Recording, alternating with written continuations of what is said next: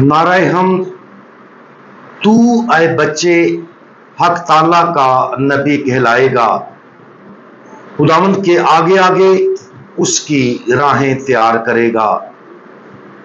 आज हम मुकद्दस लूका की अंजील उसका पहला बाब और उसकी आयात 66 और 80 पर ध्यानो ज्ञान करेंगे। और आज हम मुकद्दस यूहन्ना इस्तबागी का योम वलादत मनाते हैं। और सब सुनने वालों ने उन्हें अपने दिल में रख कर कहा कि यह बच्चा कैसा होने वाला है, क्योंकि यकीनन खुदावंद का हाथ उस पर था। और वो बच्चा बढ़ता और रूह में कुव्वत पाता गया और इसराइल पर अपने आप को जाहिर करने के दिन तक वीरानों में रहा। मुकद्दस यूहन्ना इस्तबागी की पैदाइश के वक्त लोगों में यह आम ख्याल पाया जाता था कि औरत का हामला ना होना खुदा की नापसंदीदगी की इलामत और गुनाह की सजा है।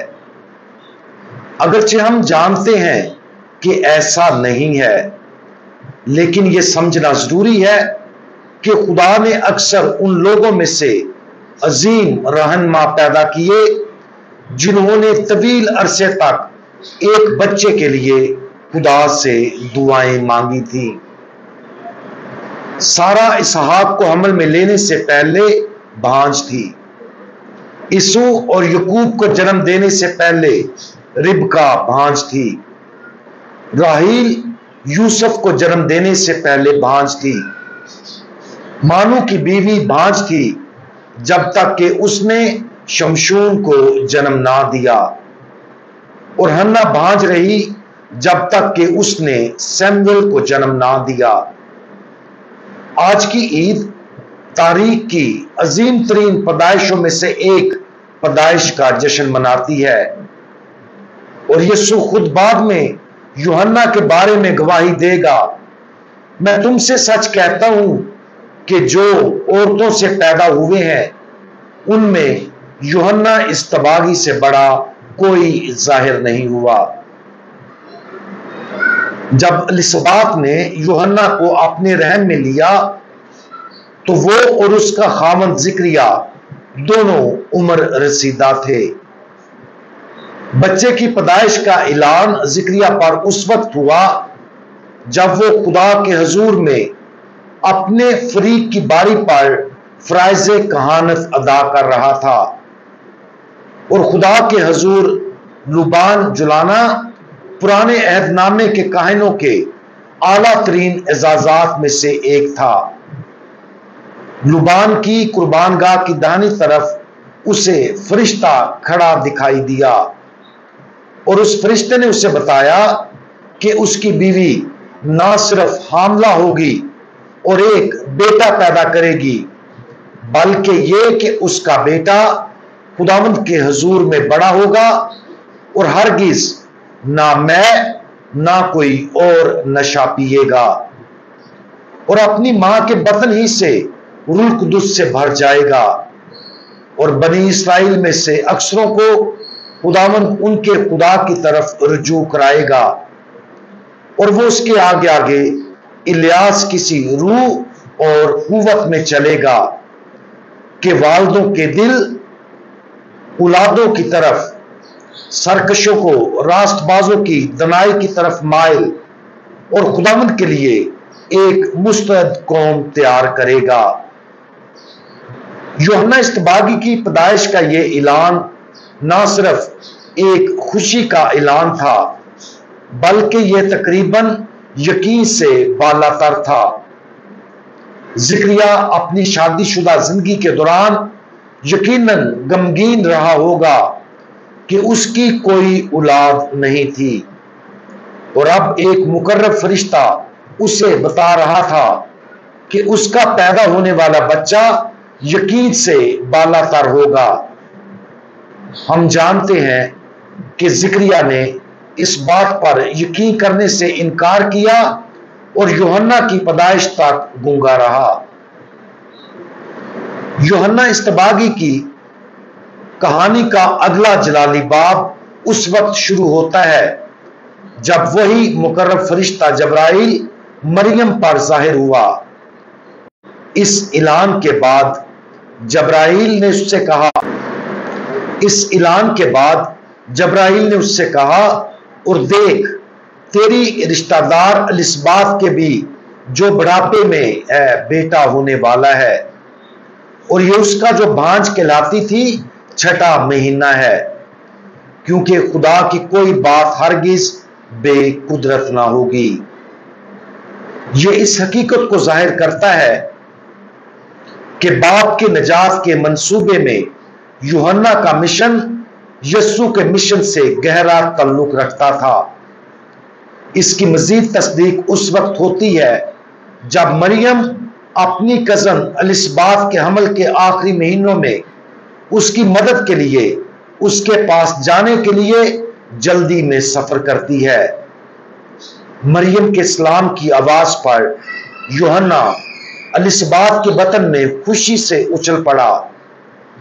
اس واقعہ کے بارے میں مقدس تھامس ایکوائنس ہمیں سکھاتے ہیں کہ یوحنا کو اس لمحے رحم میں مقدس کیا گیا تھا، یعنی وہ گناہ سے آزاد ہو گیا تھا اور یسوع کی اعلانیہ زندگی کے لیے راستہ تیار کرنے کے اپنے مقدس مشن کے لیے تیار تھا۔ یوحنا اصطباغی کی پیدائش جسے ہم آج مناتے ہیں بھید، حیرت اور تعجب سے بھرپور ہے۔ یوحنا کی پیدائش پر مقدس لوکا نے اس طرح کا رد عمل دکھایا۔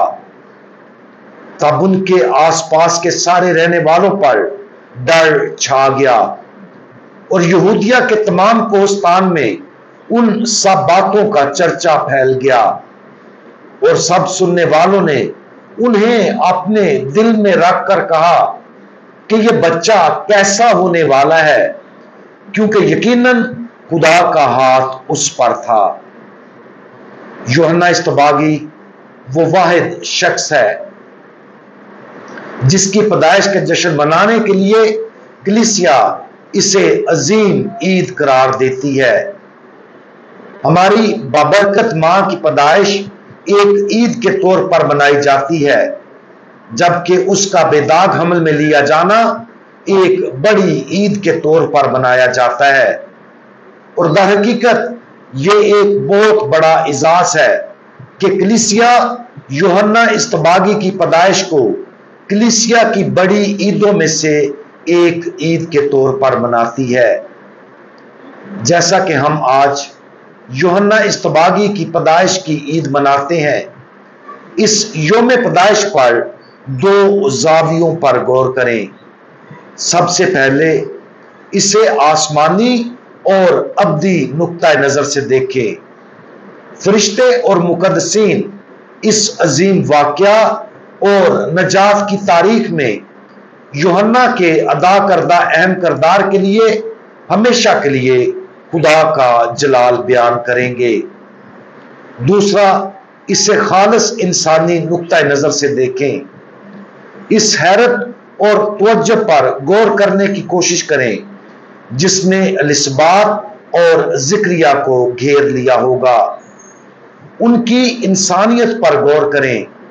وہ حقیقی لوگ تھے جو حقیقی والدین بن گئے اور انہیں اپنے بچے کے بارے میں بہت اچھی باتیں سنائی گئی تھیں۔ اس کے باوجود یوحنا اب بھی ان کا بچہ تھا، جیسا کہ خداوند یسوع مقدسہ ماں مریم کا بچہ تھا۔ نجات کی تاریخ میں ہم جو بھی واقعہ مناتے ہیں اس کا صحیح تناظر انسانی اور الہی نقطہ نظر، ماورائی اور قریب، ذاتی اور مافوق الفطرت کو متحد کرنا ہے۔ ان جلالی اور تاریخی واقعات کو مزید مکمل طور پر سمجھنے، ان میں حصہ لینے اور ان پر یقین کرنے کے لیے تمام ایمانداروں کے لیے بہشت کے دروازے کھول دیے ہیں۔ ہم دعا مانگیں۔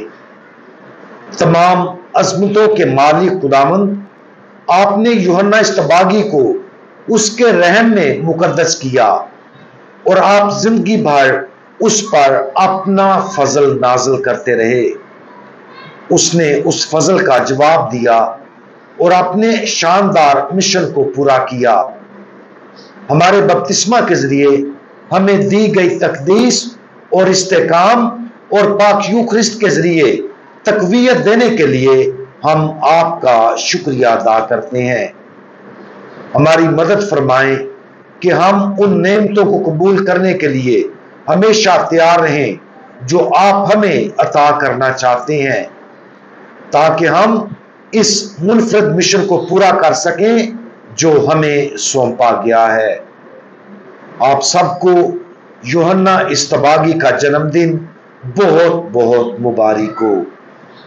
خداوند یسوع مسیح ہمارا بھروسہ آپ پر ہے، آمین۔